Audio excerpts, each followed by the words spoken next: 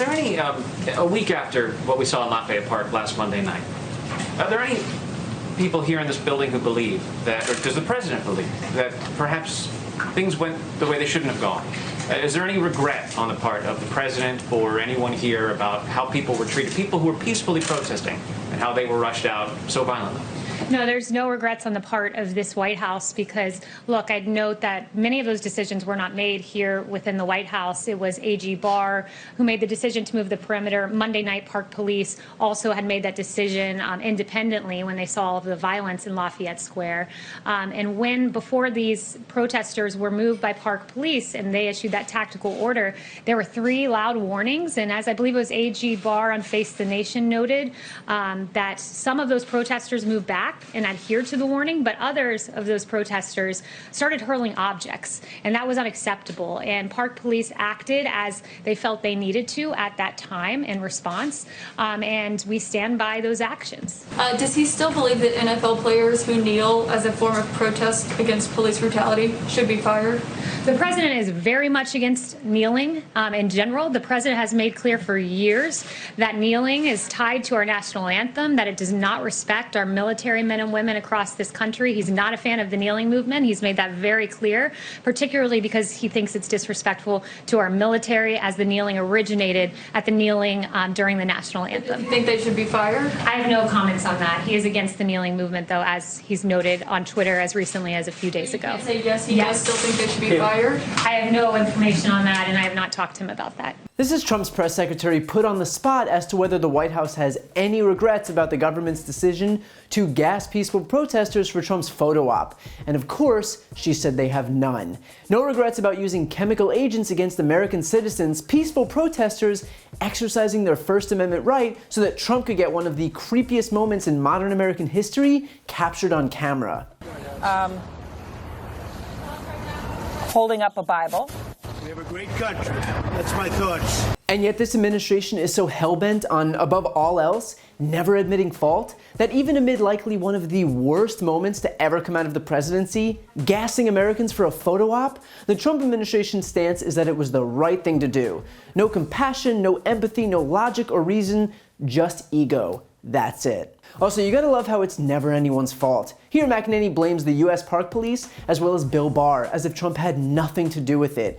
I guess it was just a coincidence that at the same time Park Police and Bill Barr ordered protesters gassed, even though they were peaceful and it wasn't even the 7 p.m. curfew yet, that Trump just so happened to be walking over to that area from the Rose Garden. I guess those two things were just completely unrelated events, and the fact that the area was cleared at the exact same moment that Trump made his impromptu visit to that area were merely coincidental. Sure thing. But the most absurd part of this entire thing has to be Kayleigh claiming that Trump still isn't in favor of black people kneeling as a form of peaceful protest against police brutality. So if you're keeping track here, Trump is against quietly kneeling, and he's against taking to the streets. I don't know about you guys, but I'm starting to think it doesn't matter how black people protest, that Trump will be against them. Now, to be clear, despite McEnany's purposeful misinformation, athletes weren't kneeling as a sign of disrespect for the flag. They were kneeling against police brutality. They've been unequivocally clear about that. Kayleigh saying that Trump has decided it's a protest against the flag doesn't make it a protest against the flag. All that flag BS is a way to reframe the conversation, to turn what is a valid and peaceful and important protest against a very real issue in this country into some referendum on their patriotism. That's all it is. It's the same tired pivot we see by the right on a constant basis, where they just fall back on these empty symbols. The very photo op that we're talking about here is literally that. Trump gassed protesters to hold up a prop, a Bible. This guy doesn't give a crap about the Bible. He doesn't exemplify the values of the Bible. He hasn't even read the Bible. Here's how much Trump cares about the Bible. You mentioned the Bible. You've been talking about how it's your favorite book. And you said, I think last night in Iowa, some people are surprised that you say that. I'm wondering what one or two of your most favorite Bible verses are, and why. I wouldn't want to get into it because to me that's very personal. You know, when I talk about the Bible, it's very personal, so I don't want to get into verses. I don't want to get into. There's no verse that means a lot to you that you think about or cite? The Bible means a lot to me, but I don't want to get into specifics.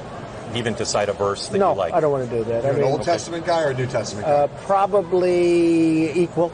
I think it's just an incredible, the whole Bible is an incredible, I joke, very much so. They always hold up the Art of the Deal. I say my second favorite book of all time. But I just think the Bible is just something very special.